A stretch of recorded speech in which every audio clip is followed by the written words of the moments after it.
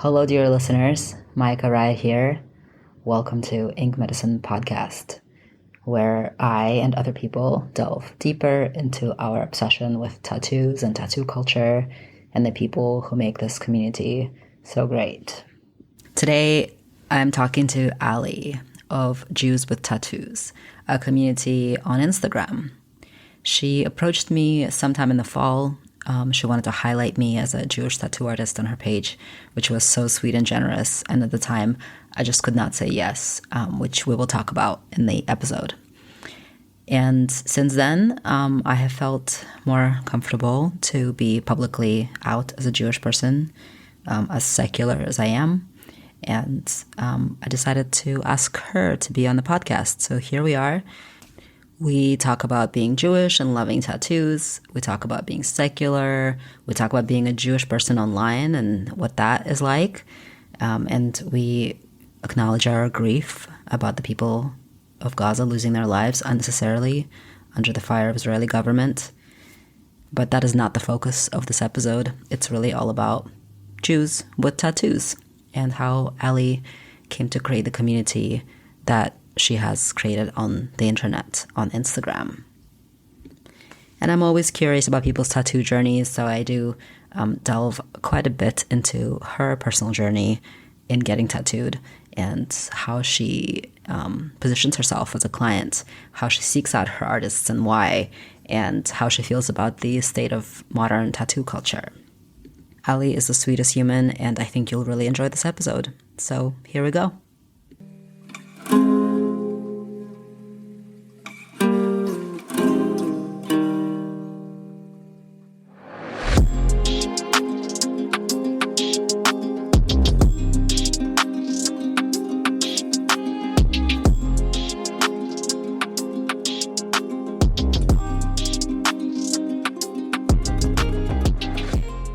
Hi, Ali.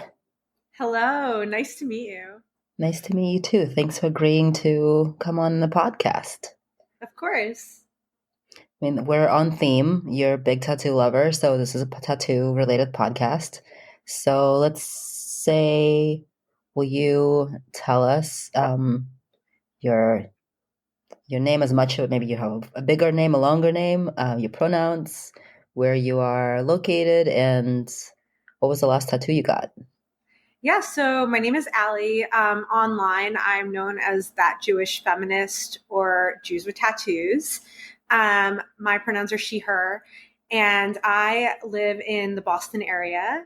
The last tattoo I got, I started on my back piece, which is like a larger Art Nouveau work with Jewish themes, and I'm really, really excited about it. That's super cool.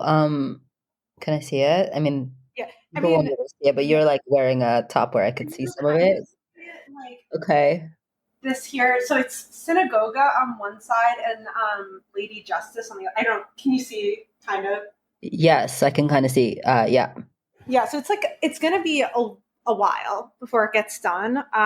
It's going to be like multiple sessions, but just started with the two figures on the side for now. Okay. So tell me about your like journey into this. So you look really young, like you're in your 20s, I assume. Almost 28. Yeah. Okay.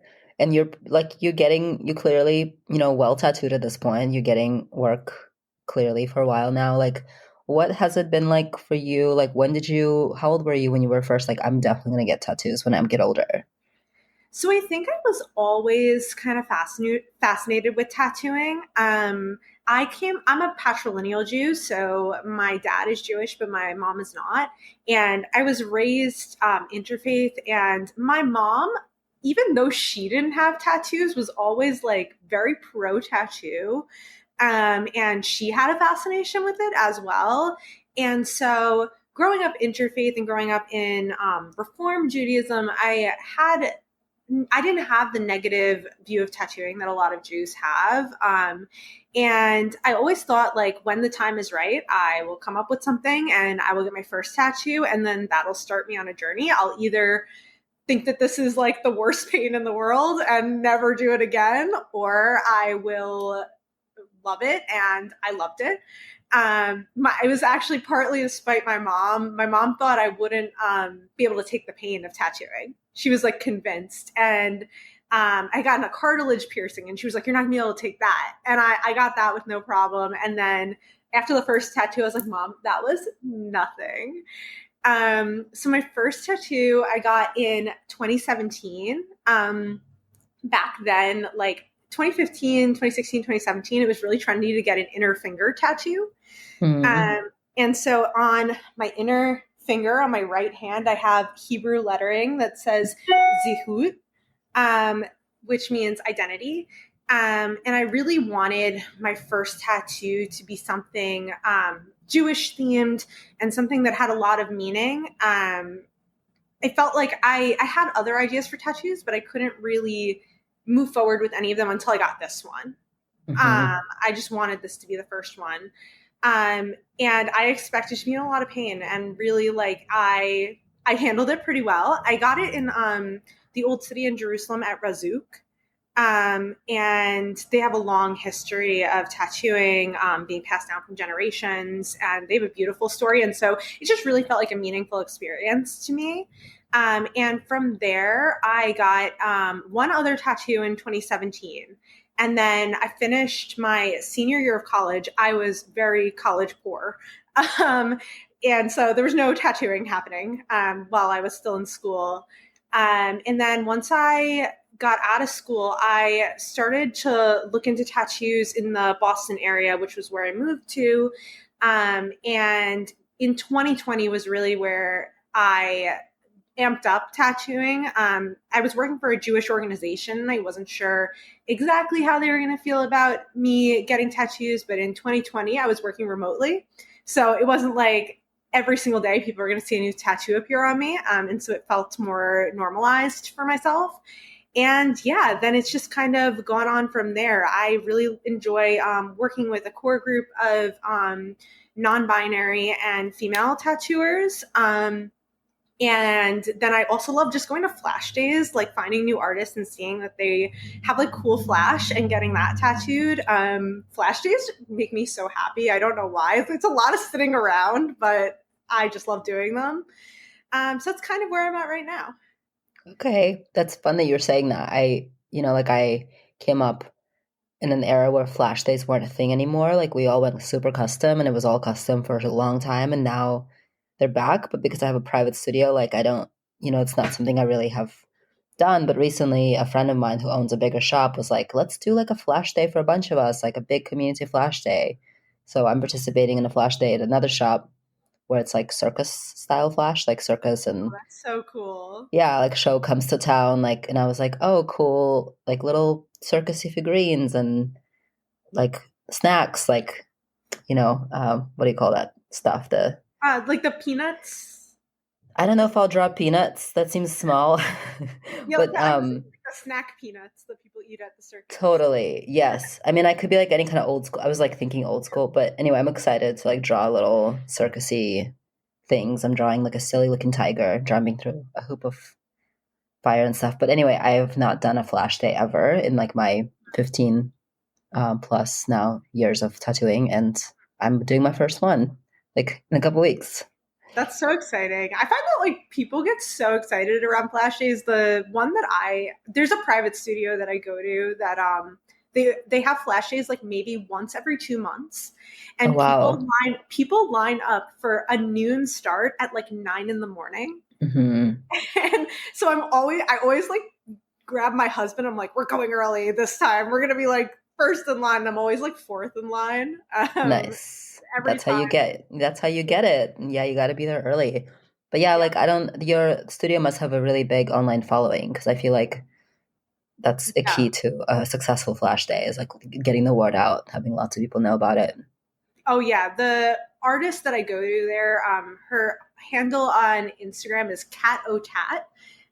She went viral when she was an apprentice on Okay. TikTok, and so she really like brings out a lot of people for her flash days, and I'm always like lining up to go to them. Okay. So has it been important for you since you hold such a strong Jewish identity to find Jewish tattooists? also, or you're just fine with like as long as they're not like straight men, because you're saying you work with non-binary and women artists. Yeah, I think so.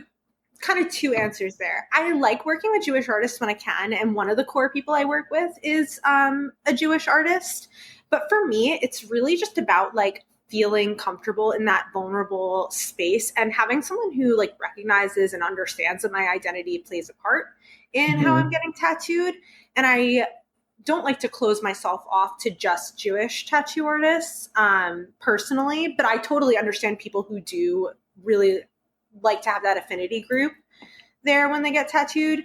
For me, it's such a vulnerable experience to get tattooed, and you have like, I think people underestimate like the hands touching you like everywhere, and especially if like you're getting a spot where like skin is being stretched, like you really have to like give over a certain amount of control to another person. And for me, like I feel more comfortable ceding control to non-binary and women artists.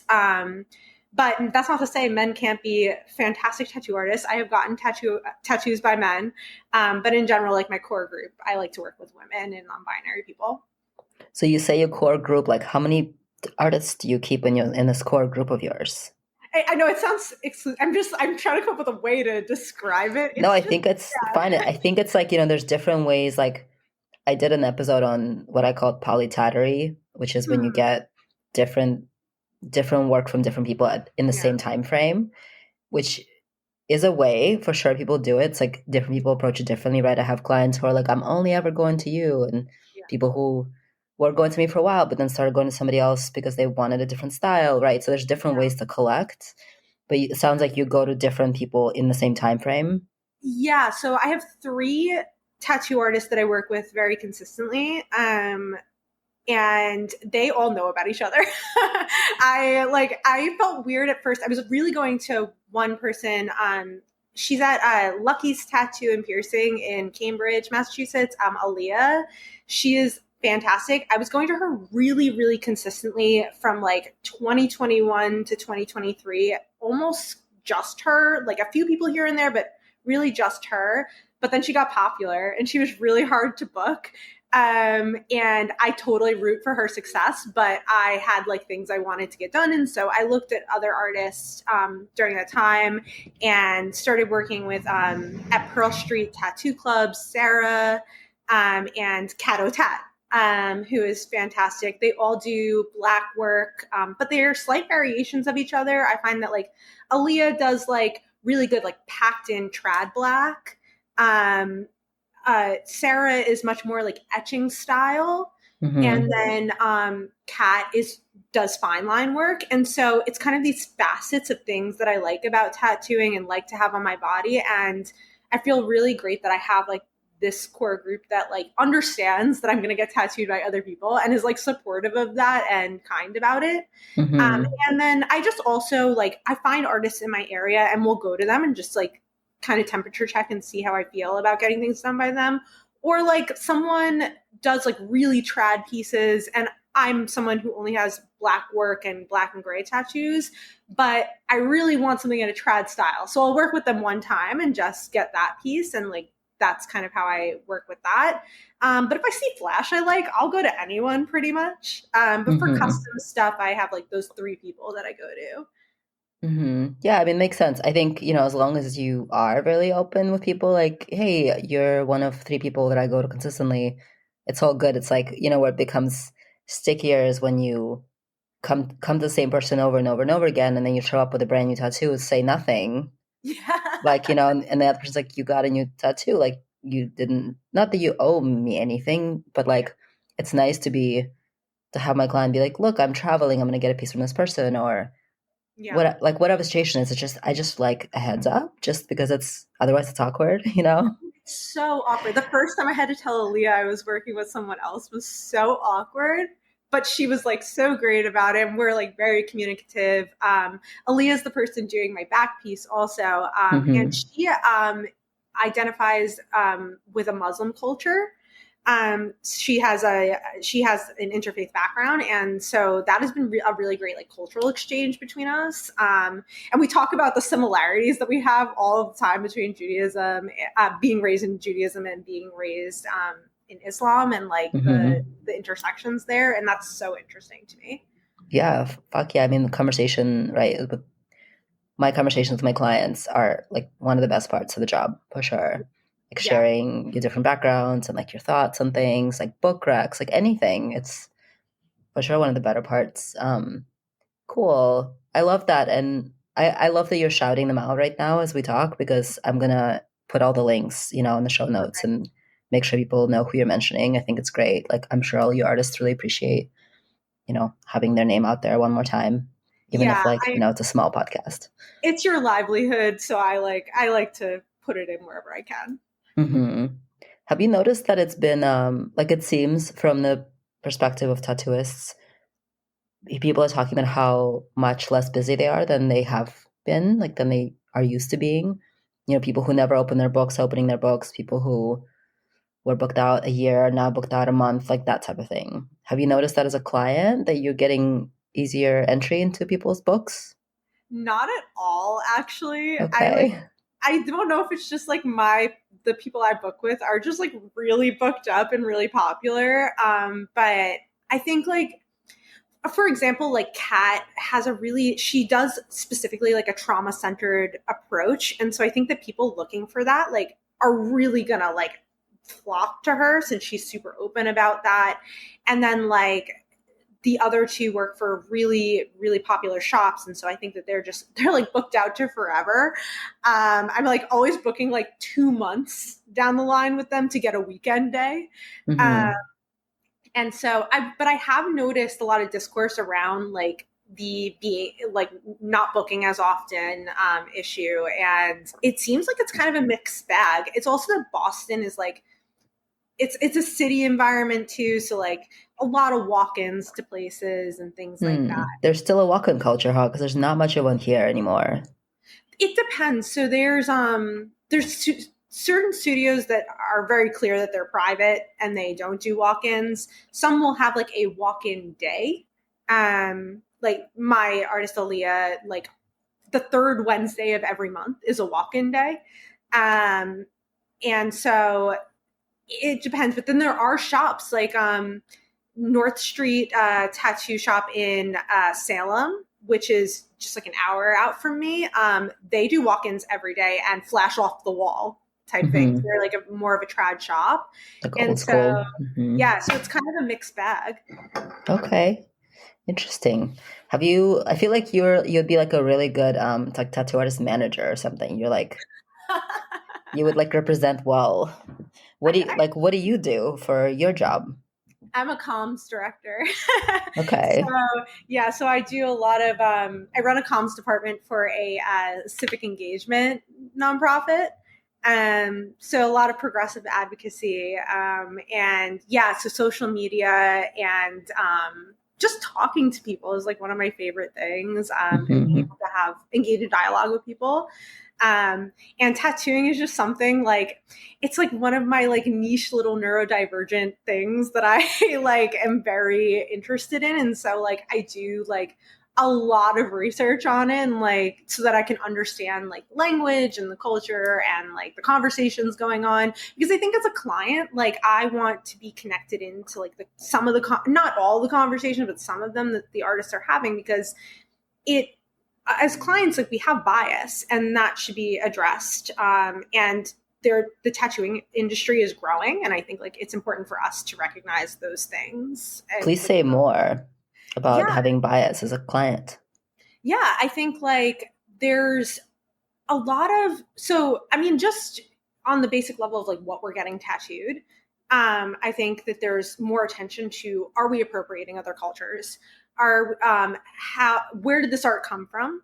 And if you grabbed it off Pinterest, is that artist okay with you using this? Mm-hmm. Is that the work of another tattoo artist that you could book with in the future?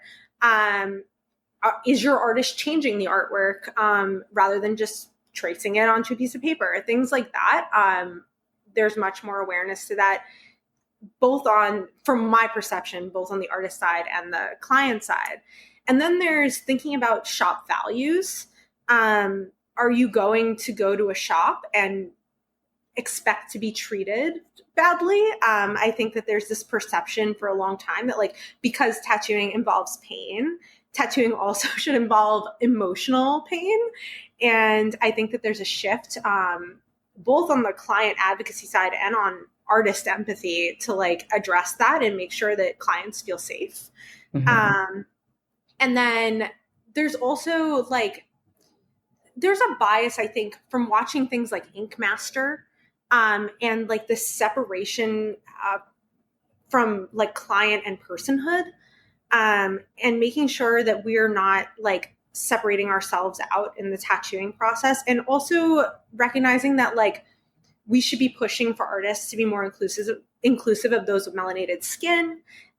We should be going to shops that support that, and things like that. I think like being connected to the conversations that tattoo artists are having has led me to look into those things a little bit more and think about, where am I going to? Are the shops that I'm going to hiring marginalized people, or is this all white women and white men?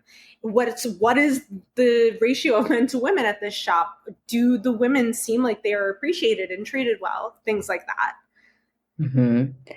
That's amazing to hear a client say that, and I mean, like, I think, I try not to like bring isms into things like conversations, but like I think age can have a lot to do with it, because your generation is having the culture of you growing up in is so different from the culture that I was in my 20s in, especially around tattoo shops. I mean, in general, right? Like social media has created an environment where people understand gender more, they understand sexuality more, they understand the way that things can be fluid, or that they can be both, and like there could be subtlety and complexity and like people's identities and people's worlds. Neurodivergence has become like much more of a thing we talk about, right? So like you're growing up, you're being a young adult in like a really different environment, but it's just like wonderful to hear you say that, because I think, I would fight for that. Like tattooing through my 20s, asking clients to think about things was impossible. Like people were like, what the fuck? I'm just going to go to somebody else. Like, why are you talking to me about this? Yeah, I think we live in an age of information. Like information Mm-hmm. is readily available, and I think that to not take advantage of that information is to miss out on so many opportunities for nuance and growth. And to And be kind, right? To be a good citizen of the world. exactly. Yeah.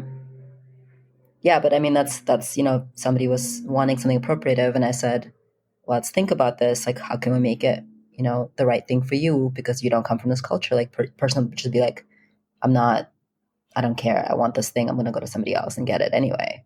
Yeah. Right. Or when there was a piece, there was no virality back then, but I'd post photos of my tattoos sometimes, and a couple pieces would go pretty widely, I guess, viral or whatever. And I would get emails from people being like, I'm gonna copy this tattoo. What does it say? It was in different language, and I'd be like, you can't copy this tattoo, and like they would just be like, I'm gonna do whatever I want. Like I'm like, what can you do?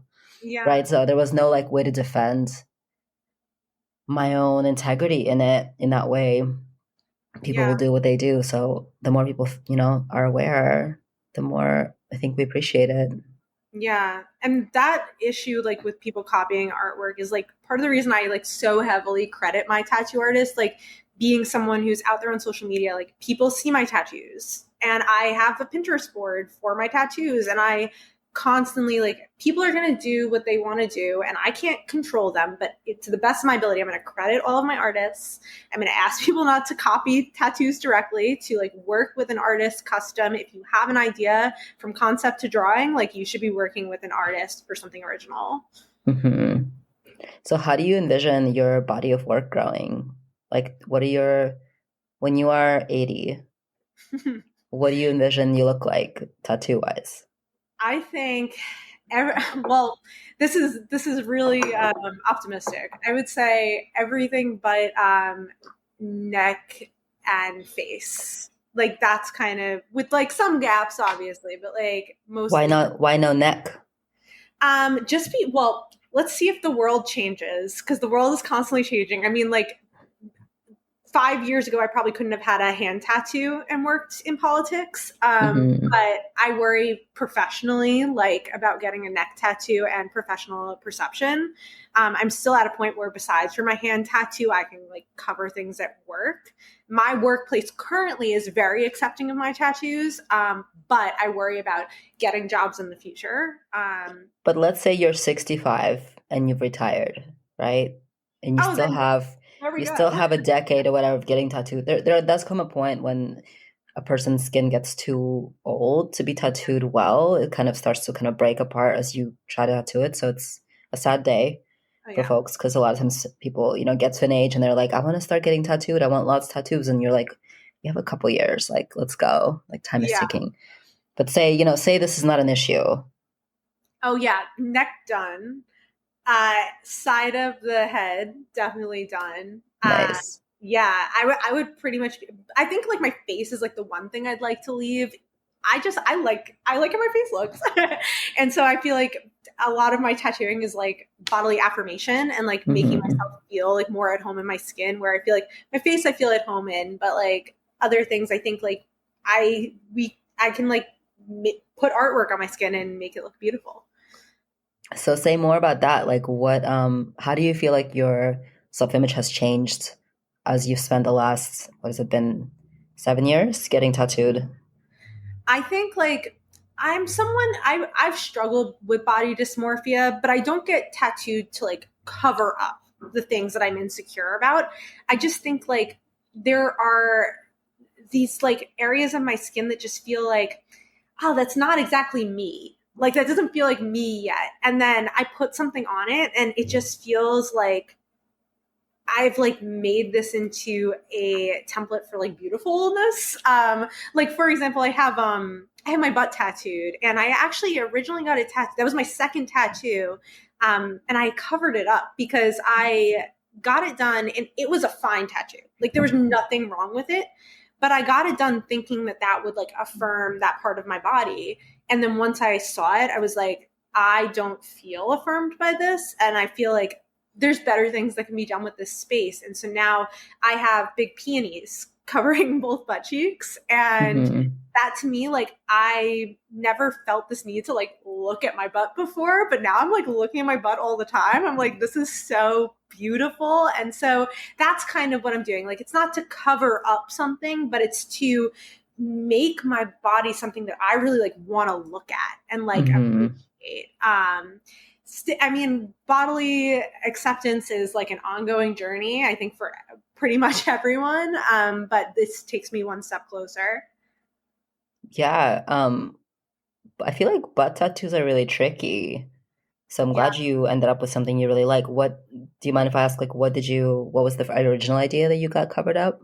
Yeah, okay, when you get tattooed when you're 20, you just have like weird. So it was right after I got the Hebrew tattoo on my finger, which was so meaningful. And then my friend had gotten a butt tattoo, and I was like, that looks so good. I want a butt tattoo too. And I spent about 5 minutes looking something up, and I got the like the circle and the two moons, the Oh, symbol. over the butt, like kind of in the lower back? Kind of like low on the butt cheek. Like it Oh. was small. Like it wasn't that big. Like for me, it was big at the time, but it was actually Hmm. like pretty. It was like palm size, I would say, Okay. with like the Wiccan symbol for goddess. And my reasoning at the time, it's like going back to 20-year-old self, was that's hot.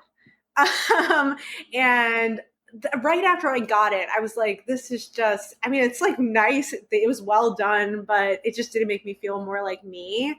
And so, yeah, now I'm like, my butt is fully tattooed. I went to an artist that specializes in tricky places. This is on Instagram, Aunt Grace. They're based in Philadelphia, but they were actually traveling to guest at Boston Tattoo Company. And I had seen that they specialize in cover ups and in tricky spots. So, like Hmm. knee ditches, elbows, hands, and butts. And I booked with them, and it was a wonderful, wonderful experience. I'm actually getting the shading finished on that next month. on one of Okay. the cheeks. What was So the sensation like with the butt tattoo? Because I feel like it's such a mixed bag. Like it can be like I have a little bit on my butt, and I remember getting it done. I loved it. I was like, the sensation is fantastic. I love it. It's like a massage.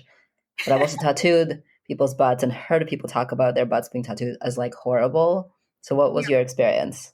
So the first one, I actually, because I didn't have much metric for like comparison, and I had gotten the finger one done, and that was so quick and like not painful that I thought it was so painful when I got it done the first time that I was really nervous the second time because I'm getting something much larger, much more shading, and just really like long lines, things like that.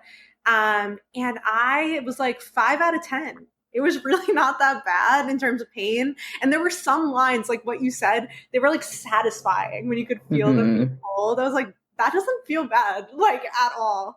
Like Um, that's mildly orgasmic. I kind of really like it. it's like a different, it's like a sensation you don't feel in your daily life. Hmm. But yeah, by like hour 5, I was a little done with it. But You're tough. 5 hours. That's tough. Yeah, 5 you're is the tough. longest I've sat. Okay. You're Yeah. like I love that the har you've sat, right? Because you were laying probably on your belly. Oh yeah. Oh But yeah. but that is the term. You're sitting for a tattoo. It's just funny when it's on your butt. That's you're not Yeah. sitting. Just think I'm it's funny. contorting for a tattoo usually. Contorting for a tattoo. Yeah, right. Like being in a weird position. I try to get my clients as relaxed as I can. They're usually lying down. Yeah, I usually have like the pillow between my legs when I get the Hmm. hip stuff done, and my Hmm. the leg that's not being tattooed is the one twitching always, Hmm. no matter what I do. I am sure you sit perfectly well for your artists. That's what they tell Um, me. yeah, I'm sure they're not lying because we don't just say that. Like we will say that if it's true, and if someone isn't sitting well, we don't say anything. So Yeah. trick Okay, of the good to trade. Yeah. know. Um, did you marry a Jewish person? Yeah, so we're both patrilineal Jews. Okay. He was not tattooed when we met. When I met him, I wasn't tattooed either. We met in 2016. And I had piercings at that time, but no tattoos. He had no tattoos. He came from a background where his dad actually like hated tattoos and was like, not under my roof. And so then I got started getting tattooed. He was like, I want to get tattooed also, but he was still like living with his dad for a bit. But when he moved out, finally, he got his first tattoo was a high behind his ear. Mm-hmm. Because I told him to try something like easy to just like Mm-hmm. pain tolerance. He is a bigger baby than me in some ways, but a lot tougher than me in others. Like he has his ditches tattooed, and I can't even imagine. You're gonna be fine. I promise. You'll be totally fine. The ditches scare me. I mean, I have this elbow hinge that really hurt, but It's not. It's fine. I'm interrupting your train of thought, but I think that what it sounds to me like is you probably sit really well. You have really high pain tolerance, and then once in a while you'll find a tattoo artist who's heavy-handed, and then you really feel the difference. oh So I'm yeah, gonna assume that your first butt tattoo was done heavy-handed, and then your next sessions were lighter-handed, and so that's why you were like, "Oh, I can do 5 hours of this," even though the first session was so painful. And yeah, because you're so young, like your skin regenerates, your body regenerates really fast. yeah. So you're probably very like healthy. You probably sleep and like don't drink too much, and so like you'll have good tolerance. Like you can do your ditches. Don't even worry about it. I know I will get them done. It's just Yeah. about like I'm gonna do the elbows first. But yeah, my husband is we're completely opposite in terms of tattooing styles. I'm like all black work, all black and gray, and he is color like in your face neo trad. Hmm. And so it's really interesting. But yeah, he's also a patrilineal Jew. He was also raised in Reform Judaism, and so yeah, we've been together for a very long time. We got married last year. And so, how is his family with all of? Do they think you influenced him? Absolutely. I mean, Yeah. if they listen to this, they will say, no, no, we knew he wanted to do it. But I think they didn't actually think he'd go through with it. But I think like I kind of like normalized it a little bit. And then when he started getting it done, at first his dad was like, thank you for letting me know when you get a tattoo done I hate it, but thank you. That was kind of like, thank you for notifying me so I don't pass out. Yeah, like preparing him. Yeah. Mm-hmm. But at this point, like my husband is absolutely covered. And so his dad's pretty much used to it and just doesn't comment on it. His sister is also has tattoos, not quite as heavily, but I think their dad is a very lovely, understanding person, and so I think he has like come around to the idea. He will never get tattoos himself, though. Yeah, that generation probably won't. Yeah. Nice. So tell me about this, your project. So you started this page, Jews with Tattoos, on Instagram. How long ago? It seems like maybe not that long. Not that long. September of 2023. Okay. So what prompted it is actually something that it seems unrelated. My cousin died, and I was really struggling with that. My mental health was really, really bad, and I post on my like main platform, That Jewish Feminist, a lot of like my face and a lot of like me talking at the camera videos. And I had zero emotional energy for that. But I also could not sit and do nothing and like wallow. And so I just thought about like, what have I been wanting to do? What brings me joy? And I immediately came to like, I've been wanting to build community around Jewish people with tattoos. I love tattooing. Tattooing makes me happy. So let's do this thing that makes me happy. I thought like 2 people would care. I really thought it was just going to be a platform for me to post like me getting tattooed, and then like maybe 2 people would be like, this is cool, Allie. But I made it, and like right away, like 150 people followed. And Okay. I was like, what is going on? And so I figured, okay, more people are interested in this. More people want to build community. Sorry, my dogs are barking. That's okay. Okay. I think they're done. I was like, more people are interested. Let me make a form where people can submit their tattoo story, because I want to share mine. Like, let me give a form for people to share theirs. And so then the people started sharing, and that was really beautiful to see. And then I started getting followed by Jewish tattoo artists, and I'm ashamed to say it never occurred to me that there was like a huge like Jewish tattoo artist community. I figured there are Jewish tattoo artists, but I didn't think that this was like a large community of people. But once I started getting followed, and then I was following back, and then I was like discovering new people, I was like, this is a big community that I didn't know existed. And right away, I started to think about ways that I could honor that, because in some ways, like, yes, I'm someone who gets tattoos, and I understand tattooing. I'm also not an artist, and this is not my livelihood. And so I wanted to think of ways to kind of honor you guys and to honor your work. And so I started following every Jewish tattoo artist and just starting to share their work. And I found that people were like, oh my God, I didn't know there was a Jewish tattoo artist in my city. I didn't know like anyone was doing Jewish tattoos. This is crazy. And as the platform like grew and grew, I started getting a lot of DMs asking for tattoo artist recommendations. And I couldn't like readily pull people out of the top of my head. And so I was like, but I have enough people asking me for this that there needs to be a resource. And so that's how the tattoo artist database was born. And through that, I realized the community is even larger than I thought it was when I really like sat down and like started like mapping out like who it was where. It went from me thinking like there were maybe 50 people plus folks in Israel, like 50 diaspora artists, to there being 200 diaspora artists. And it was really beautiful to like follow these people and like learn about their work.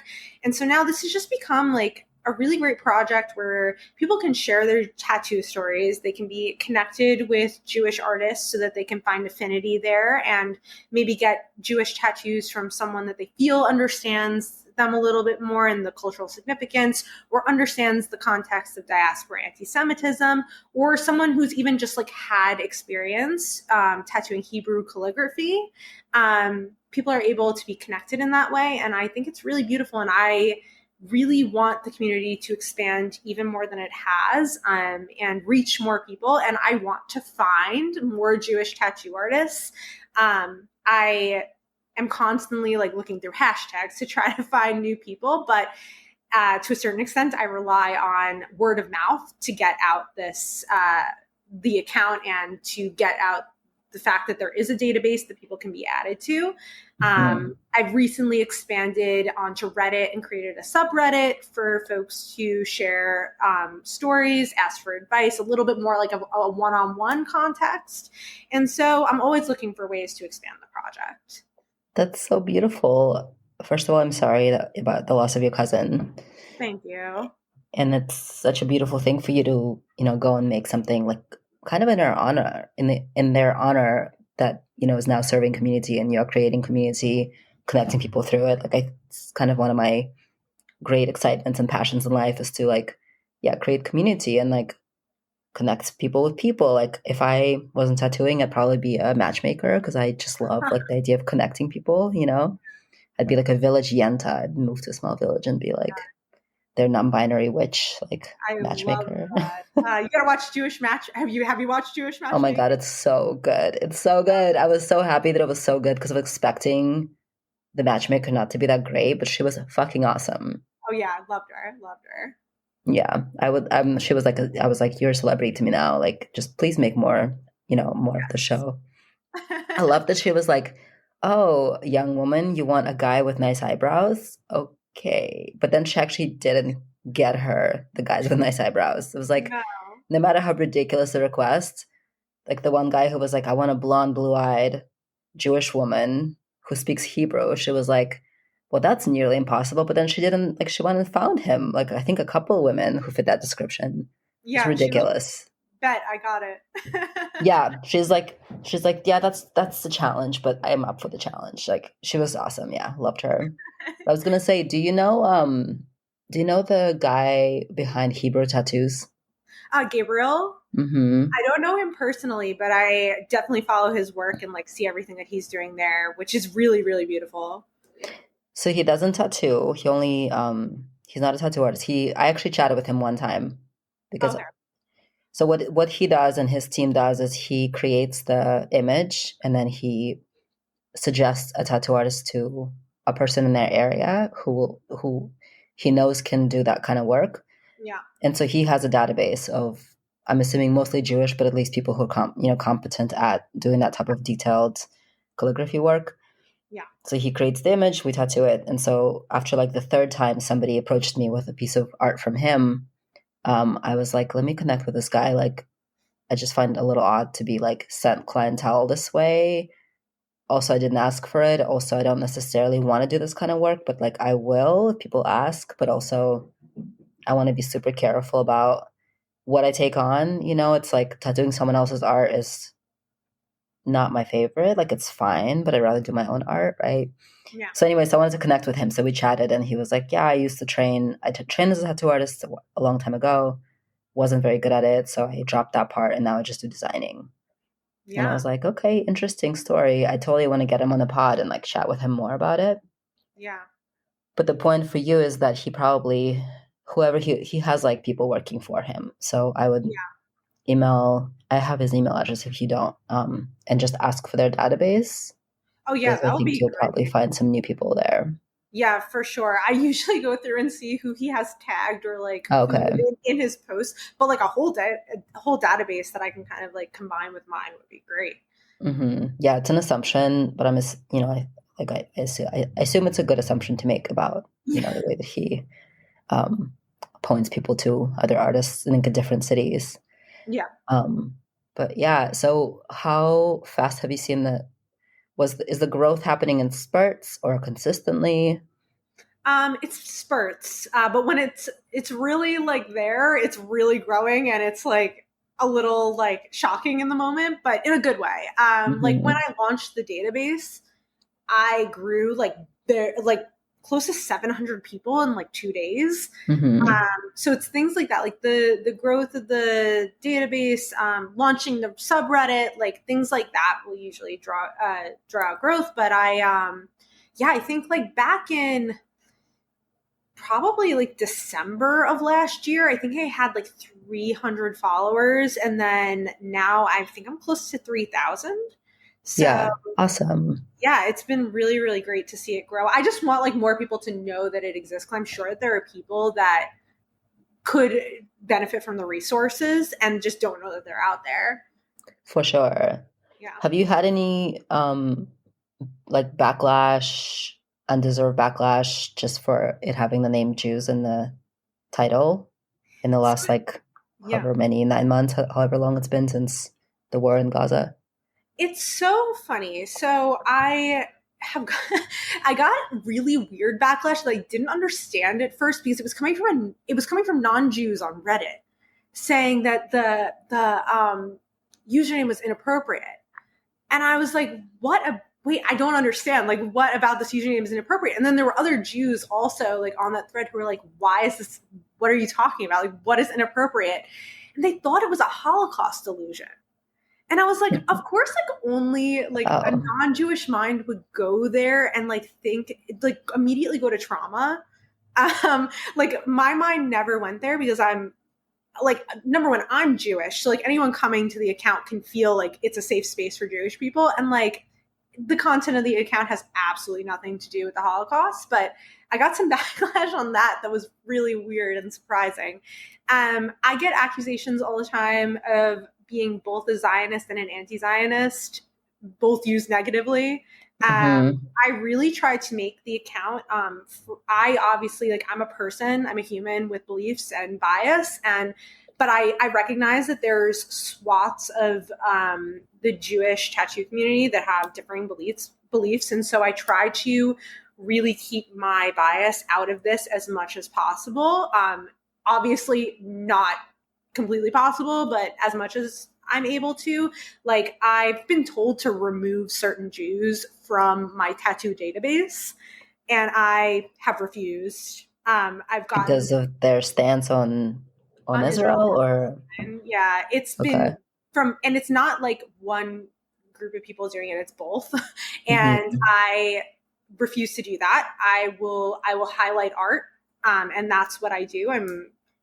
They are Jewish. It does not remove their Jewish identity that they have other beliefs. And I just really stick to my guns on that. I get told that the tattoos I share are explicitly anti-Zionist or explicitly Zionist, and I actually try to not post tattoos that go in either direction really strongly. And so it surprises me when I get that criticism. It doesn't happen often, but when it happens, they're really mad.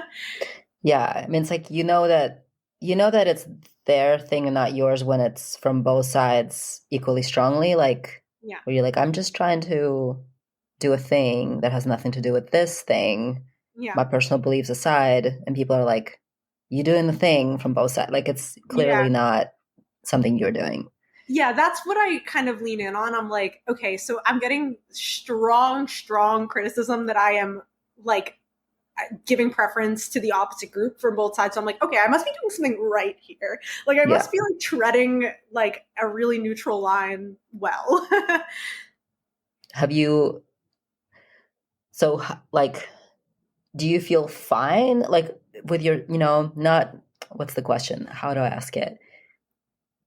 I think, when things started, when attacks on Gaza started and things got more and more intense, I was having conversations with different people, some of them very intense and unpleasant. And like, I definitely, a couple of friends left my life because of how I was processing like my trauma around what happened on October 7th and then subsequent trauma that happens to the people of Gaza.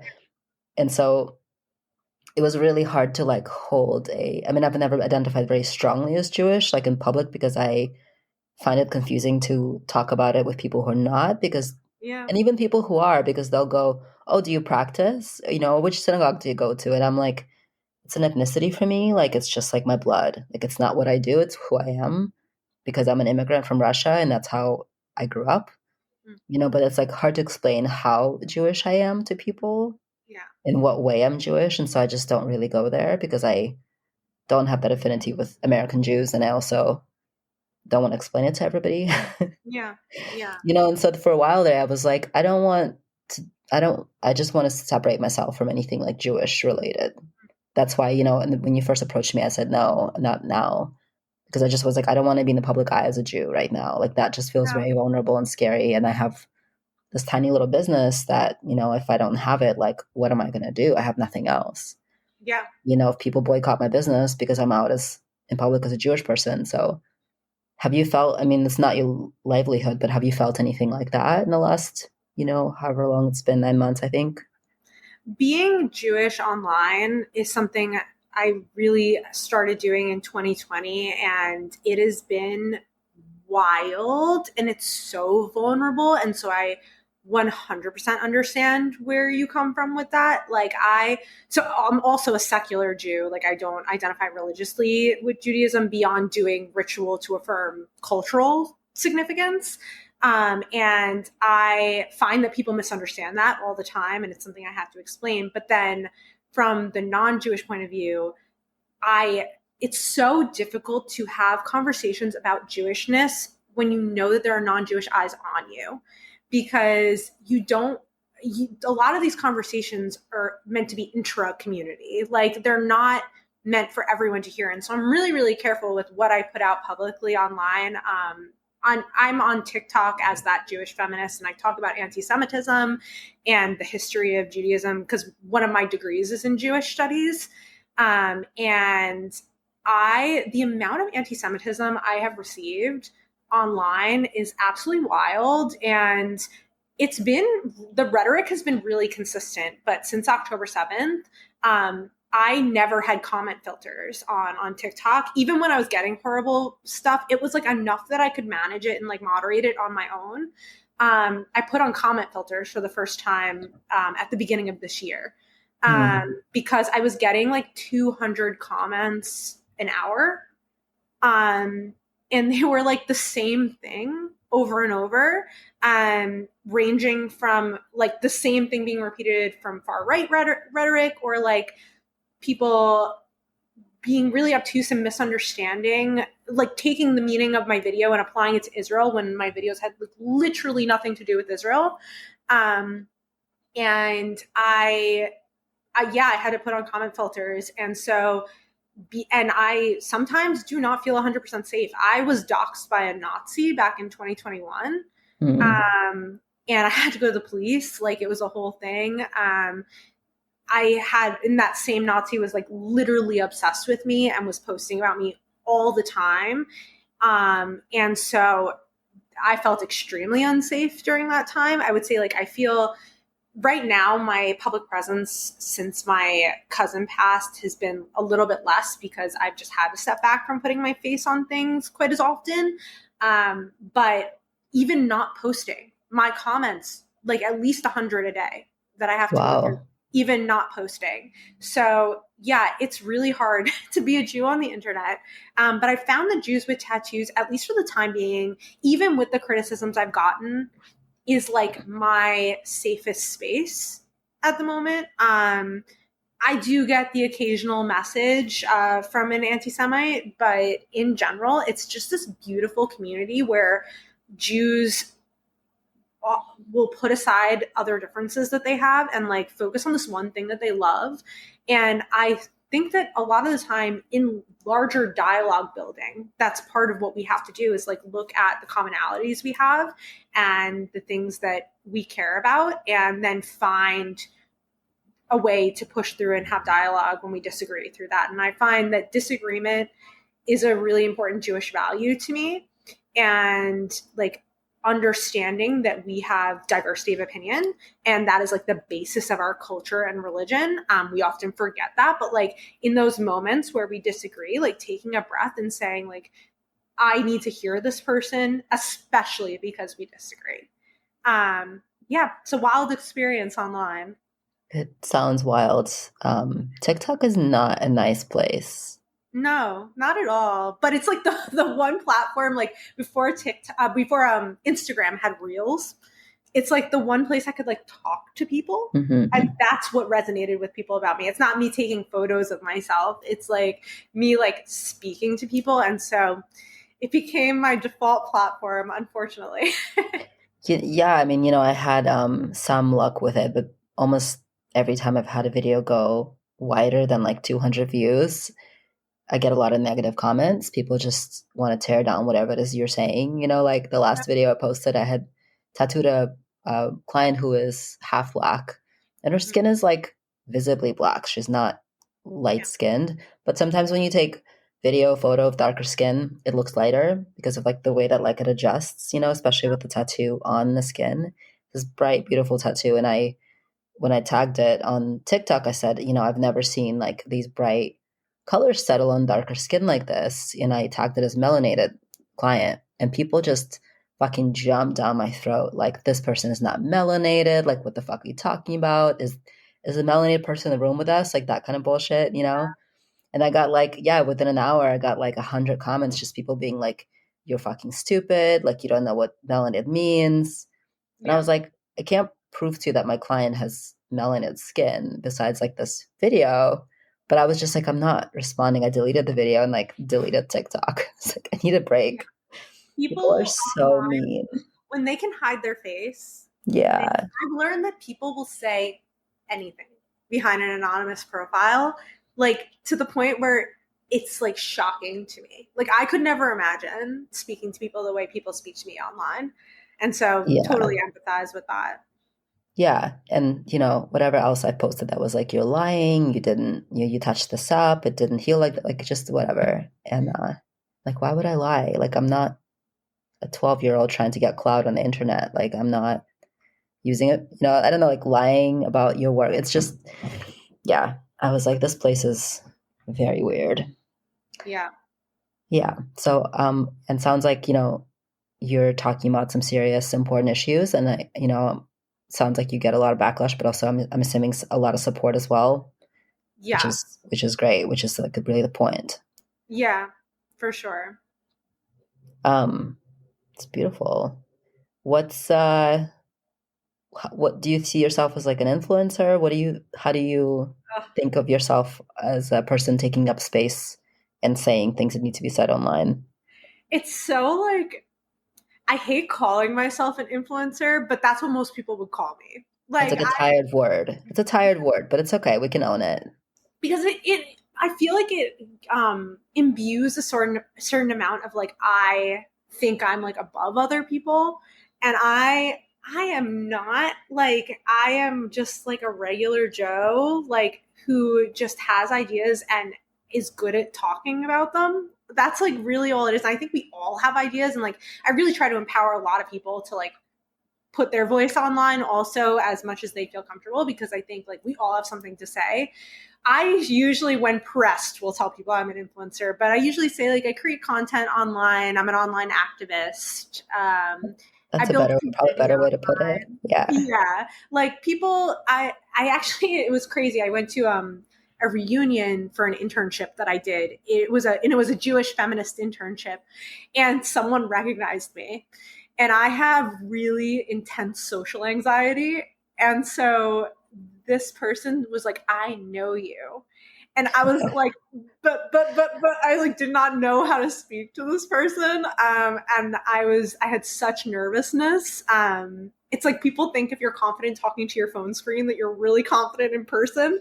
And I have a lot of social anxiety. So that was a wild experience. But yeah, I mean, like, there's a lot of parasocial relationships out there that I have to contend with. When I was smaller online, I created like a Facebook group for just some people who were interested in talking to me one on one. That had to be done away with. I was getting a lot of invitations to meet up with people that I did not know. Hmm. And I just because they feel like they know me, even if it has like the best of intentions, like they feel like they know me. I don't know them. But now that I'm larger, I just like have to have and by large, I have 30,000 followers on TikTok. I have to like keep Pretty good. I try. I have to like keep a little bit of a level of like, we have to have a separation because there is a power dynamic there. And yeah, I just see myself as someone who like speaks to truth as much as possible and really tries to advocate for my community and for marginalized people in general. That's lovely. I love it. I mean, I love the term, you said online activist. That's the term you used? Yeah. Yes, because you're right. Like the word influencer, I feel like I do connect it with capitalism and with somebody who wants to get a brand deal so they can push a product and make money off of it. That's clearly not what you're doing. So I do appreciate the reframe of social activist or online activist. Yeah. The only ad deals I do are for like nonprofit organizations usually, or like if a small Jewish jewelry brand reaches out to me, like I do things like that. But most of my stuff is like completely unpaid and just like talking in front of the camera. Well, you've inspired me to re-download TikTok. I'll totally go look at your videos at some point soon. Don't have high expectations for me. I have no expectations. I'm just curious. I'm just curious about what you're doing. There is a lovely Jewish activist community on TikTok that we've all kind of discovered each other. We've done like some in-person meetups. It's like there's a lot of like really affirming rabbis, like the kind of rabbi that you wish you had as a kid.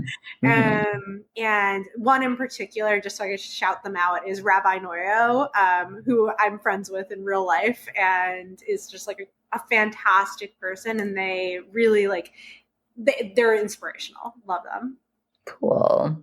I love that. Yeah. I have a rabbi client here in the Bay, Rabbi Batshir, and she's wonderful. And yes, I'm like, where were these people when I was, in Jewish school, like my entire childhood and, dealing with like super homophobic, transphobic, male rabbis. Oh yeah. So, yeah. Appreciate a good rabbi shout out. Well, thank you for coming on the podcast. We're about an hour in, so seems like a good place to end. I'll put links up to all of your, different people you've mentioned and like your project on Instagram, and hopefully you get some more followers from this as well, and like more community built from this. Yeah. Do you have anything else you want to say before I end the recording? No, I think we pretty much covered everything. Thank you so much for having me. Yeah, this is really wonderful to chat like this. Nice. Oh, I do have one last question. What's a small thing that's been making you happy lately? Oh, that's a great question. Oh my God. I'm the kind of person I'm like, I should have thought about this before. I mean, that's the point though, it's something small, like something kind of insignificant, like I'm like, I have half a bagel with each of my morning breakfast and it's like the best thing. I'm like, this bagel with butter makes me happy every morning. Like that type of thing. Something small. The movie Long Legs. And like the discourse around it, I'm like, I love horror and I just saw it last week. And then like, I'm just talking about it with a lot of people. I just love horror that like makes you think. And so, yeah, I'll settle on the movie Long Legs.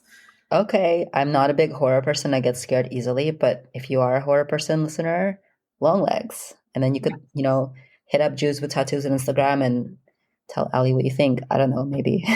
Yes, do it. Sweet.